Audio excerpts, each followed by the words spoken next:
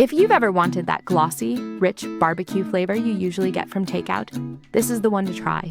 This Asian barbecue marinade is simple to put together, but it really brings a deep, balanced flavor. Link to the full recipe is mentioned in the description. In a bowl, add 1/4 cup of soy sauce, 2 tablespoons of brown sugar, and 1 tablespoon of honey to build that sweet and savory base. Next, add 1 tablespoon of hoisin sauce and 1 tablespoon of oyster sauce to deepen the umami flavor. Then pour in 1 tablespoon rice vinegar and 1 tablespoon sesame oil to balance everything with a slight tang and richness. Now go in with 1 teaspoon of finely grated ginger and 2 cloves of minced garlic for that fresh, aromatic depth.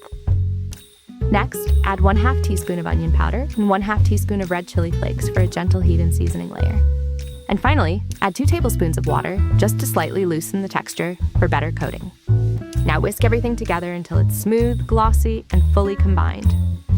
If you're enjoying recipes like this, go ahead and like the video, share it with someone who loves cooking, and make sure you subscribe to our channel. And don't forget to tap the bell icon so you never miss the upcoming videos.